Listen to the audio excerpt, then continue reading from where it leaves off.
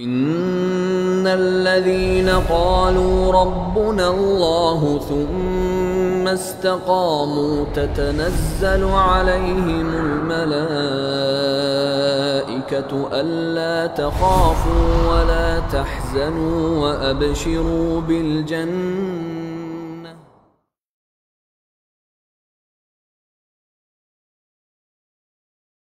بسم الله الرحمن الرحيم الحمد لله رب العالمين ولا عدوان إلا على الظالمين والعاقبة للمتقين السلام عليكم ورحمة الله. Without a doubt, the Quran and all that it contains is the truth from Allah subhanahu wa ta'ala and serves as an insight into matters which are not known to us. As a matter of guidance from Allah subhanahu wa ta'ala, He subhanahu wa ta'ala discloses certain factors to us so that we can take heed and remain upright about certain issues. Allah informs us about the reality of the disbelievers and the vile hatred towards Islam and Muslims and the tactical methods that they use in order to destroy and to eradicate the growing threat of Islam in the West in particular. As Allah subhanahu wa ta'ala, He says in the Quran, should they gain the upper hand over you, they would behave to you as enemies and stretch forth their hands and their tongues against you with evil, and they desire that you should disbelieve.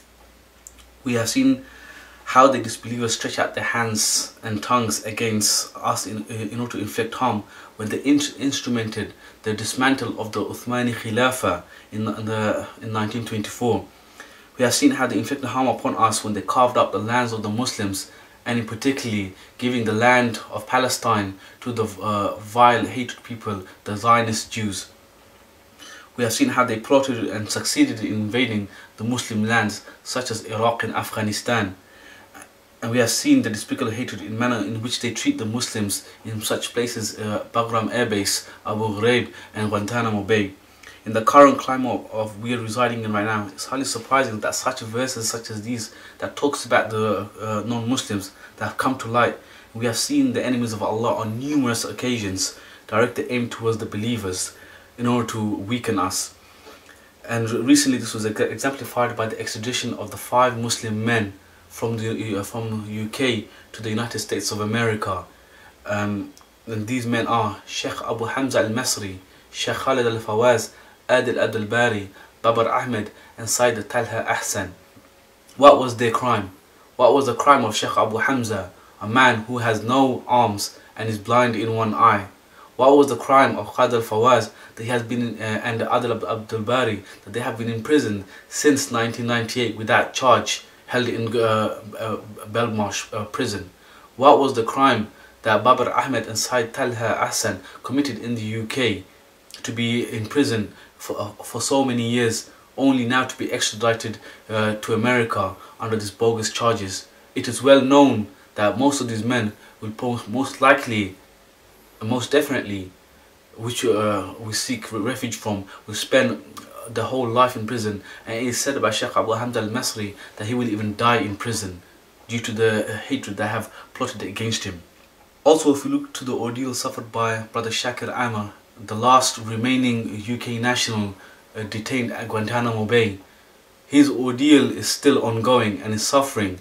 He is the individual who left his home in order to do humanitarian work to help the innocent people who have been displaced in their homes, people who have been stricken by poverty, only to be handed over to the Americans, where he was subjected to immense torture, like the medieval torture that is known as strapado, which was invented by the Spanish Inquisition.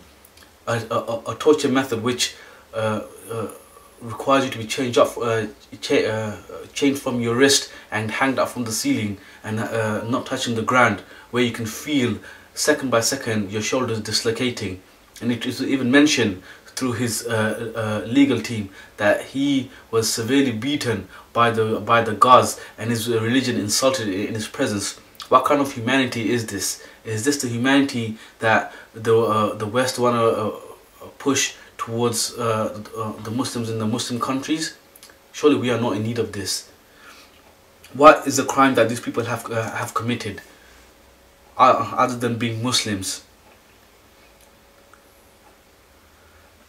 The crime most notably known and the reason why they're being subjected to this form of torture and subjugation is the simple reason that they are people who refuse to bow down to any man-made deity, and they acknowledge the belief in Allah subhanahu wa ta'ala.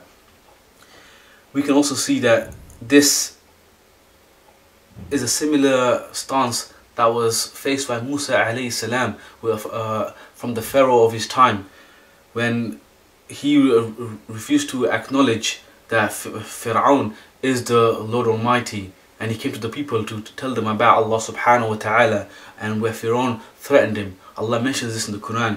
Fir'aun said, if you choose an ilah other than me, I will certainly imprison you.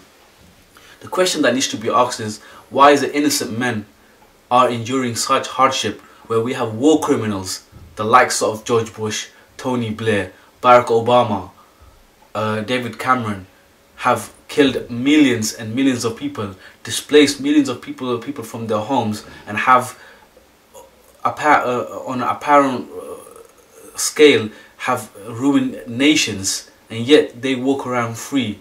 Was it not Barack Obama who ordered the drone attack against a 14-year-old son of Imam Anwar al-Awlaki, who had not even committed a single crime? Yet he is in charge of a country without any reprimand.